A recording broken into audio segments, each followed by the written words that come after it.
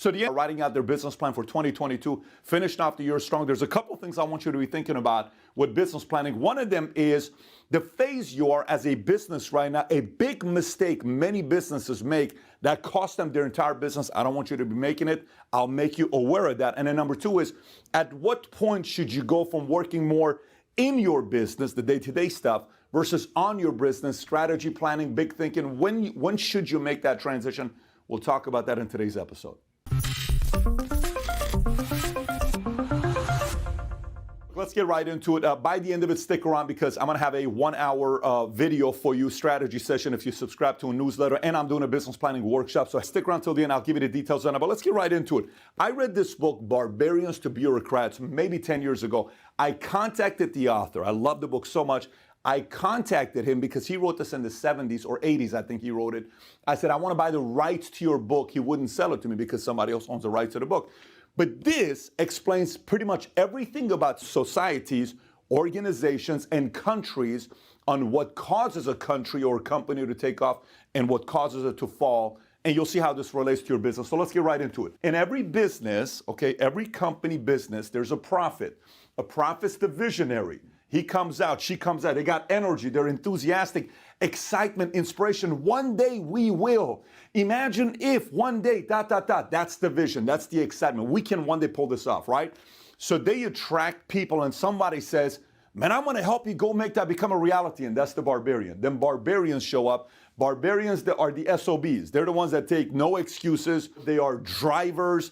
They're tough to be around because they're constantly driving everybody around them. Sometimes they drive people out, but they're true believers, and the prophet cannot do anything without the barbarian. So think about this from your business where you are right now, which one of them you are at the phase you're currently at. So then after the barbarian, they're going out there. There's a true believer. This person's no longer by themselves. There's like a flag carrier barbarian. Maybe he's not the biggest expert. Maybe he doesn't fully know what to do. Or she doesn't know what to do, but they're willing to go do the work, right? Working 80 hours a week, they're doing that part. Then they attract the builder and the explorer phase. The builder and the explorer phase, this is when specialized skill. I'm going to handle finance. I'm going to handle technology.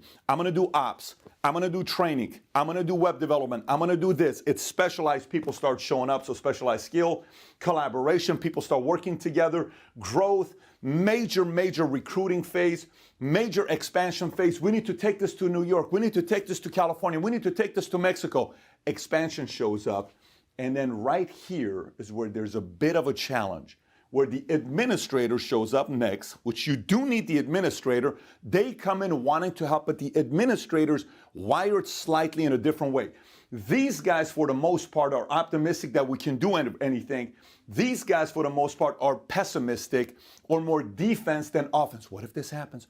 What if we go out of business? They're more to, what if the bad things? What if we take over the world? But what if we go on? So it's like, it's a very different mindset, right? So the administrator, system, technology, structure, transitioning from offense to defense, that's the first phase where you have, but they still have good intentions. But after the administrator, then this company or this country, like America right now, 246-year-old, whatever the age is, 245-year-old civilization, we've had success, leader of the free world, and then people want to start spending, and bureaucrats show up. They also show up in the companies, okay? And here's how they think. They crucify and they undermine the prophet, barbarians, and builders and explorers. They can't help themselves because I have the degree. Do you know what school I went to? Do you know what I did?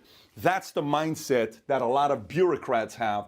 So they lose creativity. Creativity goes away. They brag about what they learned in school. They often convert others into bureaucratic thinking. So they have a hard time converting these types of mindsets into their thinking, but they have an easier time converting them because they're closer to them, if that makes sense. So their job is to convert and undermine. They don't even know they're doing this, but they undermine because they don't like the fact that the company admires these guys as much as they do. Why do people admire them so much? Do you know I got a degree from University of Harvard? Do you know I went to, why are they respecting those guys? I have 10 times the education they do. They kind of come with that mindset, and then they convert, and then they manipulate, divide, and flatter. They flatter them, they convert them here. And sometimes they convert some of these guys here, but they cannot convert the true believers that are on this side. Divide, manipulate, that's their expertise. We have that in politics today, and a lot of companies have that as well. That shows the aristocrat. You know who aristocrat is? Aristocrat shows up. Maybe it could be the founder's daughter that accumulated this wealth and is now like, well, let me tell you what we're going to be doing. And they spend all the money, right? Maybe it's somebody in politics who has never ran a business before, but they want to go tax everybody, spend all the money because they know what they're doing with their new policies. Forget these rich people. Who are these guys? They don't know what they're doing. We are going to come and save everybody, right? They don't talk to people. They don't shake hands. You will rarely see them in meetings. They will go away from talking to the people and the average guys because they're too much above that to go talk to the people. Prophets, these guys are all about talking to the day-to-day people because that's how they build their business. So they inherit the success. They've not earned it. They're distant themselves from everybody. The followers around the corner, and they spend all the money that these guys work their asses off to create. Does this sound familiar to you, right? Now watch this. If you're in this phase of the business here, you're more working in your business, okay? If you're growing a little bit more, you're working more on your business. I'm going to give you what this role plays. But for you with your business plan, you may be watching the same Pat, I'm only making $58,000 as a realtor. I'd like to go to $200,000 as a realtor. What do I do? Well, you're working in your business still, okay? You may be running a real estate brokerage shop. You got 22 realtors working for you. You're kind of working still in your business because maybe you're selling a few homes per year, but you're not starting to work on your business. Who do I need to hire next? Do I need a CEO? Do I need a director of ops? Do I need to go pay attention to predictive analytics, data, all this stuff? What do I need to do with that, right? So you're working in versus on the watch. On the inside, it's the day-to-day hiring, firing, training, selling, execution. That's the in. The on-side is strategic planning, research and development, creating systems, creating different partnerships, collaborating, funding, analytics, all of that stuff. That's the on part. I don't know what phase you are, but let me go to the other part about this. If you're at a place where you are here, you better be careful with these guys when you're hiring people. Be very, very selective on how much control you give to who based on what their motive is. Watch very, very closely on who you're hiring.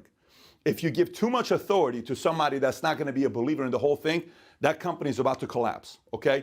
If you give too much, and by the way, you don't have to be a $10 billion company to experience this. This can happen at a $10 million real estate shop office. This can happen at a $5 million small media company shop, right?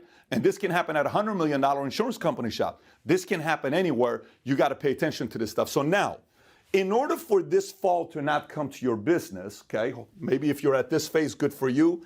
But if you're at this phase, if you don't want the fall to come, you have to do whatever you can to constantly attract and give birth to synergists. Now, who are synergists? They edify and they build up the prophet. They build up the barbarian and the builder and the explorer. So imagine if you're a synergist working at Apple. This is what a synergist at Apple would sound like. Listen, I got to tell you, we are the luckiest people to work at a company like this that was founded in 1976. I think that's the year by 76 or 77. Microsoft is 76 or 77, but let's just say it's Apple. Founded by Steve Jobs and Steve Wozniak. These guys had an idea. They were 21 years old. They're playing Atari. They're making all this stuff. And they had this idea, and then they go and raise the money, and then this person shows up, that person shows up, this person shows up, and we grew Apple into a $2 trillion company. We would not be here right now without Steve Jobs, without Steve Wozniak, without Now, if you say this, and all of a sudden in the room, you notice a couple of people go like this, you just identified the aristocrat and bureaucrat because they can't stand that message, okay? But that's the synergist. They edify what you want more of. You want more of this. That's what they edify. Number two, they resell the vision. Apple was created too, okay? Think different. The 1984 commercial. We don't want to be like IBM. We don't want to be like everybody else. We are different. This is what we're doing. That's the message of a synergist, right? They're reselling the vision. They're re-reminding. They're unifying all the true believers together who are sitting there in the meeting, who maybe were a little bit burned out. They're like, you know what? That's right.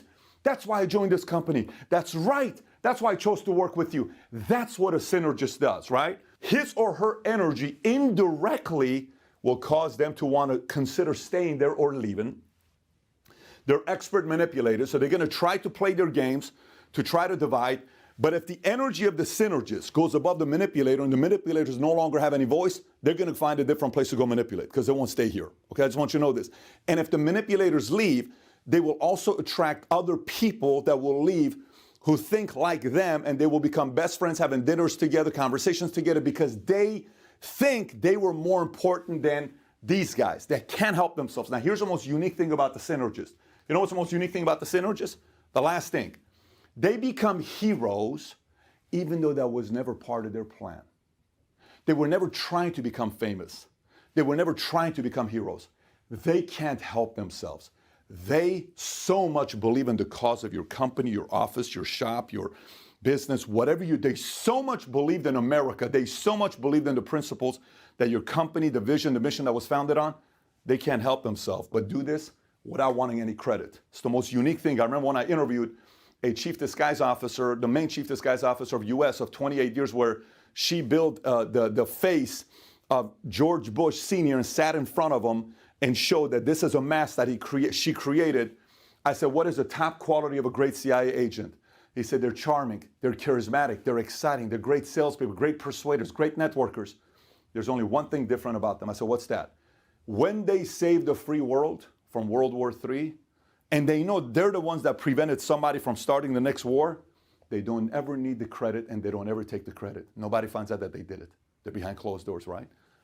That's the synergist. Except in this situation, you can reveal to everybody who the synergist is and build this person up. So if in your company you don't have a synergist, you got to start working on being, sometimes you have to be that yourself before you find somebody else who takes that role. But by the way, if you're watching this yourself and you're in a company, in an office, you want to be the hero, you want to go out there and make an impact, you go speak the language of the synergists and you build up the people that came before you, the prophet, the barbarian, the builder, explorer. So all of these things I just shared with you is to give you an idea how you ought to be thinking depending on the phase you're at and what threats you may be facing going into 2022. So having said that, if you got a lot of value from this video, give it a thumbs up, subscribe to the channel. Two things I promise you I'm going to have for you at the end as well. Number one, I got a 1-hour strategy session video that I did for you. You can get that if you click on a link below and subscribe to the newsletter. We'll give you that 1-hour strategy session on how to think about going into 2022. And the other thing is, everybody asks about a business planning workshop. And since COVID is still going around and people can't travel from all over the world, we decided to do a 1-day business planning workshop, virtual. People can log in from anywhere in the world. That's going to be, I believe, on December 20th. If you haven't yet reserved a seat for yourself and gotten your tickets, click on a link below. If you do have big plans for 2022 with a business plan, you may want to join us on that day on how to get deeper on business plan. This was 10 or 15 minutes. That's going to be 8 hours of content. Having said that, click on the link below. Hopefully we'll see you there. Take care, everybody. Bye-bye.